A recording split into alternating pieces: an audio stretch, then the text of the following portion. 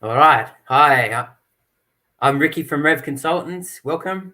Um, so I help subcontractors win more tenders at their target profit in 12 weeks or less, even if they're time poor, overwhelmed, and don't know where to start.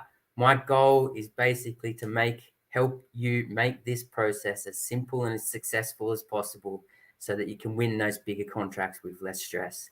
I'm trying to do these on a regular basis, so feel free to jump on, ask a question, DM me anything you want me to cover. If there's a tender topic you want to cover, this is your opportunity to ask me anything, basically. Right. So the topic I've chosen for today, it's pricing back to basics. So this is the first of a planned series of lives that I'm going to do revolving around pricing, and in particular, this one here is on getting pricing right at a higher level. The next ones will go into a bit more detail of pricing. So right, let's start with what the right price is for your tender. So very importantly, the right price is your price. It's not the one the client wants you to do it for. So the right price for you is the price that you can maintain your profit margin and make the job run smoothly and ride out any little bumps that happen during the project. So you tread a very thin line with pricing, where on one side you're losing money or there's no profit, and on the other side is uncompetitive territory against your competitors. So basically, being crystal clear and putting the time into as accurately as possible determine where this line is, i.e., how much you think the job is actually going to cost you, and your break-even point is. That's really important to getting pricing right. With pricing, you want to be reducing your pricing risk as much as possible. So pricing risk, for example, is where you've made an allowance for materials, but when it comes time to deliver the job, you can't actually buy the materials for that price. So you have to wear the extra costs. In essence, that comes out of your profit. That is an example of pricing risk, which is what you want to be reducing because it's within your control. And you reduce your pricing risk by getting your head around the requirements of the job and accurately pricing with actual costs for the different elements of pricing. So in essence, you should be calculating for each tender, for the different elements of price, the cost of materials from actual quotes from suppliers to deliver to that specific project, i.e., what materials will cost for that project.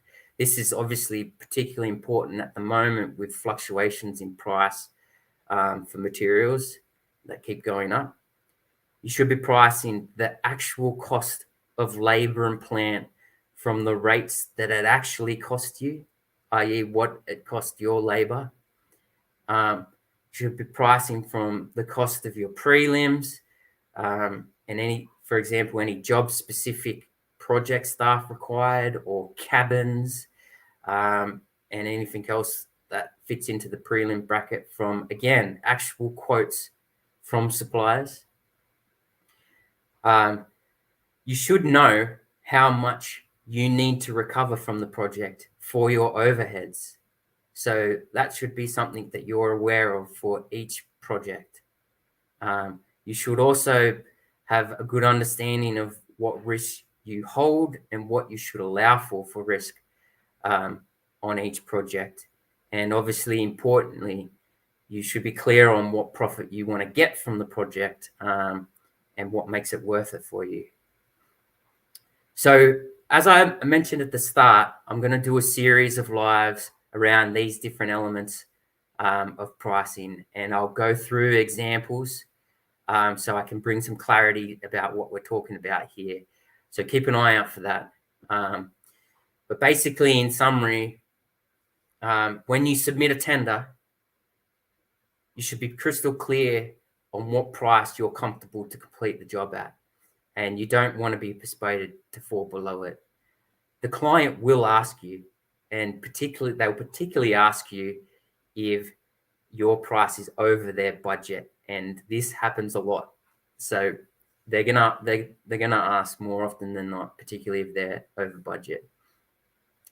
But taking the actual time to calculate this position on every job, that's going to give you some clarity and help with your decision making when you get questions like, can you bring the price down, etc. And it's really going to set you up for a successful and profitable project.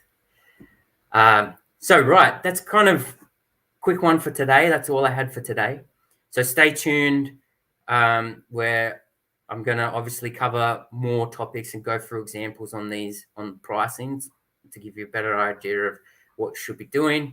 If you want to speak to me about your tendering, I offer a number of free calls each month to talk specifically about how you can improve your tendering. So there's a link in my LinkedIn profile if you want to book one of these.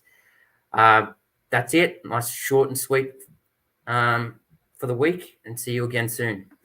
Thank you for joining.